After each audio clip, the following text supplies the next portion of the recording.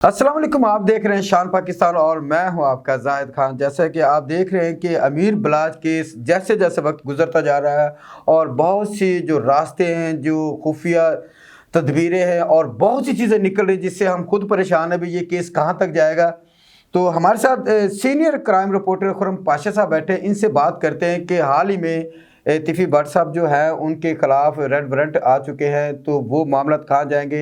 एहसन शाह जिसको अदालत पेश करना है या अदालत पेश होते हैं, उसमें बहुत सी अफवाहें निकल रही है कि क्या वो वहाँ से फ़रार हो जाएंगे या बैरूनी मुल्क उन्हें कोई सपोर्ट कर रहा है। बहुत सी बातें हैं, तो खुरम पाशा साहब से डिस्कस करेंगे। अस्सलाम वालेकुम। जी वालेकुम। कैसे पाशा साहब? अल्हम्दुलिल्लाह। अमीर बलाज, आप इस केस पे बहुत गहरी नज़र रखते हैं, आप बहुत बेहतर जानते हैं। रेड वारंट निकले हैं तिफ़ी भट्ट साहब के बारे में, क्या कहते हैं इस हवाले से? जी बिल्कुल, अब तो केस तकरीबन फाइनल हो गया कि उसमें बाकायदा तौर पे डीआईजी इन्वेस्टिगेशन जो थे इमरान किश्वर, अभी हाल ही में तैनात हुए हैं डीआईजी सीआईए, उन्होंने इस चीज़ का बरमला इजहार कर दिया अब तो कि मरकज़ी मुलज़म तिफ़ी भट्ट है जी। क्योंकि जितनी भी कड़ियाँ अभी तक गई हैं, जितने लोग गिरफ़्तार किए गए थे, उनको इन्वेस्टिगेट किया गया था, उन सब ने जो इतराफ़ात किए हैं उसमें ये चीज़ साबित हो गई है कि बलाज टीपू को कत्ल करवाने में तिफ़ी भट्ट ग्रुप का हाथ है। अब जहाँ तक रही बात रेड वारंट की, रेड वारंट का उन्होंने जो एक कानूनी एक अमल होता है वो मुकम्मल कर लिया है। ज़ाहिर रेड वारंट हासिल करना कोई इतना जल्दी ये प्रोसीजर नहीं होता। अभी पुलिस ने तो अपनी कार्रवाई कंप्लीट करके अब ये महकमा दाखिला को जाएगा, महकमा दाखिला से फिर आगे सारी कार्रवाई होगी और उसके बाद फिर रेड वारंट बाकायदा जारी किए जाएंगे, जिसके बाद इंटरपोल से रब्ता करके फिर इंटरपोल के ज़रिए गिरफ़्तारी अमल में लाई जाएगी। आप क्या कहते हैं, गिरफ़्तारी होगी? देखिए, एक लेंथी प्रोसीजर है, इतना आसान काम नहीं है। और उसमें जो चीज़ नज़र आ रही है कि रेड वारंट के बाद जब इंटरपोल के ज़रिए आप किसी मुलज़म को गिरफ़्तार करते हैं तो पाकिस्तान का जो एग्रीमेंट है इंटरपोल के लिए वो मिडल ईस्ट कंट्रीज़ के साथ तो है। मिडल ईस्ट के कंट्रीज़ के अलावा कुछ चंद और ममालिक भी हैं जिनके साथ एक एग्रीमेंट है इंटरपोल का। कई ममालिक ऐसे हैं जिनके साथ इनका एग्रीमेंट नहीं है। अगर कोई मुलज़म ऐसे मुल्क में बैठा हो जहां आपका इंटरपोल का एग्रीमेंट नहीं है तो आप उसको नहीं ला सकते। तो अब देखना ये है कि आया जो मरकज़ी मुलज़म है वो किसी ऐसे मुल्क में मौजूद है कि जहां पर उसको इंटरपोल के अकॉर्डिंग टू द एग्रीमेंट उसको लाया जा सकता है कि नहीं लाया जा सकता। अभी आइडिया नहीं कि वो किस मुल्क में है? नहीं, ये रिपोर्टें तो अभी नहीं है किसी के पास। हाँ, इस चीज़ की तो तस्दीक हो चुकी हुई है और वो तो बलाज के कत्ल के फौरी बाद भी हो गई थी कि जो एयरपोर्ट से ट्रैवल हिस्ट्री निकलती है इमिग्रेशन से, उसके मुताबिक तो वो ट्रैवल तो आया था। लेकिन अब आगे से आगे कहाँ वो चले गए हों, इस बारे में आप कुछ भी नहीं कह सकते। आप क्या कहते हैं, अगर जितना ये वक्त लेगा केस, जितना ये लेंथी जाएगा, उसमें पावर कम होती जाएगी? सर मैं तो हमेशा बात करता होता हूँ कि डिपेंड ऑन पुलिस, कि अभी तो बहुत ज़्यादा इस केस को सीरियस भी लिया हुआ है, इस पर वर्किंग भी हो रही है और बड़ा फास्टली इस पर काम हुआ है। जिस तेज़ी से लोगों को उठाया गया है, उनको शामिल तफ्तीश किया गया और जो बराह रास्त या डायरेक्टली या इनडायरेक्टली इस केस पे वाबस्ता थे, जिनका लिंक है, क्योंकि अभी जितने लोग भी पकड़े गए हैं वो सब लोग वो थे जिन्होंने सहूलतकारी की हुई है।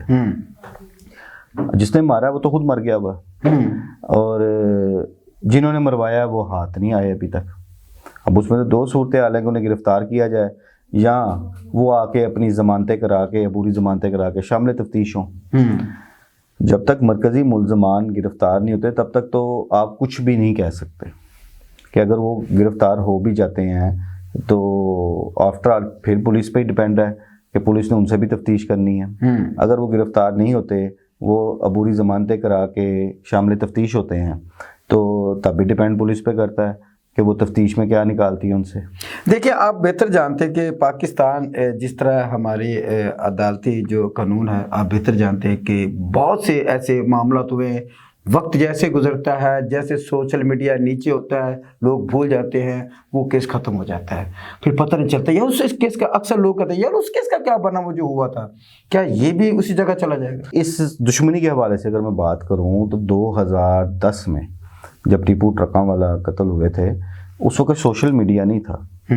اس وقت بھی جو اس کیس کو زیادہ ڈسکس کیا جا رہا ہے وہ سوشل میڈیا کی وجہ سے کیا جا رہا ہے, کیونکہ سوشل میڈیا کی ہی بدولت اس وقت یہ دنیا بھر میں دیکھا جا رہا ہے, اس وجہ سے یہ ہر جگہ ڈسکس ہو رہا ہے.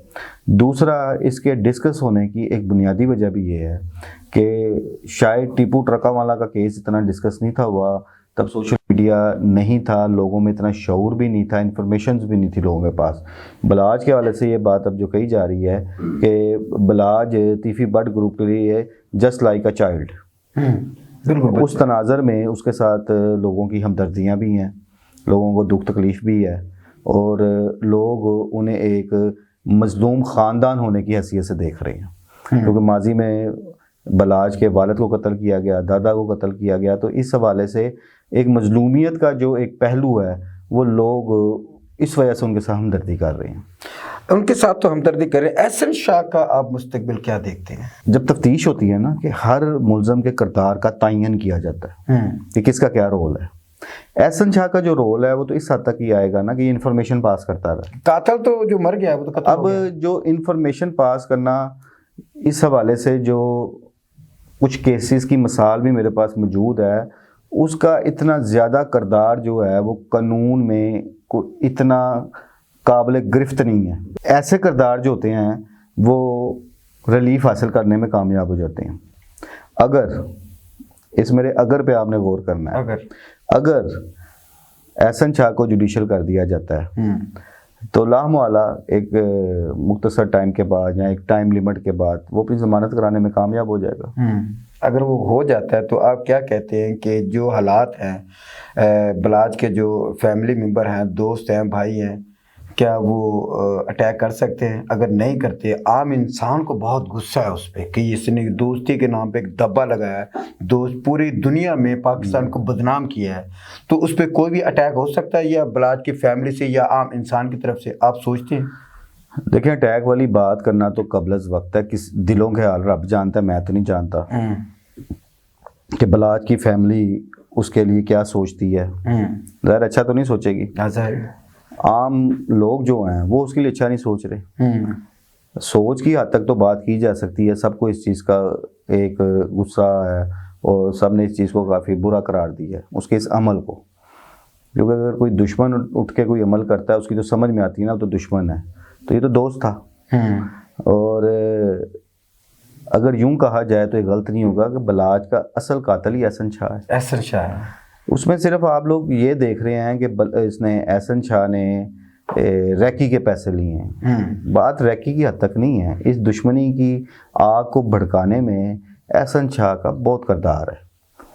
اب تو یہ چیزیں اب سامنے آنی شروع ہو گئی ہیں. بالکل. اب تو آج یہ باتیں بھی سامنے آ گئی ہیں کہ جی, اور میں کافی دنوں سے ان باتوں پہ, کہ اس کے پاس ہے بہت ساری ایسی ویڈیوز اور کچھ میسیجز اور کچھ آڈیو پیغامات اس کے موبائل سے نکل آئے تھے کہ وہ جو بلاج کی کوئی خفیہ ویڈیوز بنا کے, خفیہ سے مراد یہ ہے کہ اگر پرسنلی ان کی کوئی میٹنگ ہو رہی ہے, آپس میں بیٹھے ہوئے ہیں 2-4 دوست بیٹھ کے, اس میں جو نجی گفتگو ہو رہی ہے وہ ریکارڈ کر کے تیفی بٹ گروپ کو بھیجتا تھا. اب ظاہر ہے بلاج اپنے مخالفین کے بارے میں کوئی اچھے کلمات تو نہیں اس میں بول رہا ہوگا نا, بالکل, وہ جو بھی تھے, نہ میسیجز میں نے دیکھے ہیں نہ سنے ہیں, ایسے میں غلط بات کیوں کروں. لیکن یہ بات تو سمجھ میں آتی ہے کہ ایک دشمن اپنے دشمن کے بارے میں کوئی اچھے کلمات ادا نہیں کرتا.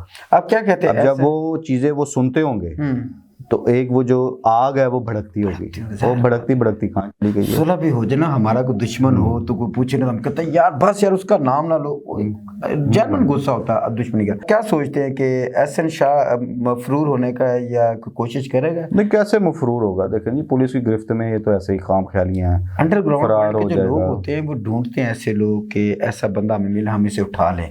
آپ کیا کہتے ہیں, انڈر ورلڈ کے جو لوگ ہیں وہ احسن شاہ کی سرپرستی کریں؟ اٹھانا کیا ہے, اس کو استعمال تو کر گئے, لیکن یہ ہے کہ مستقبل میں اس کا میرا خیال ہے سکا بھائی بھی اس پہ اعتماد نہیں کرے گا جو حرکت وہ کر گیا. انڈر ورلڈ والوں کی بات بہت دور کی بات ہے, اس کے تو گھر والے بھی اس پہ اعتماد نہیں کریں گے. اس کا جو فیل رہا ہے, جو اس کا عمل رہا ہے, اس پہ کون اس کا اعتبار کرے گا. بہت مہربانی خرم صاحب, آپ نے ہمیں آگاہ کیا جو معاملات ہیں. جیسے جیسے یہ کیس چلے گا, کون کون سی کڑی نکلے گی اور کہاں جائے گی, تب تک کے لیے مجھے دیجیے گا اجازت. اللہ حافظ.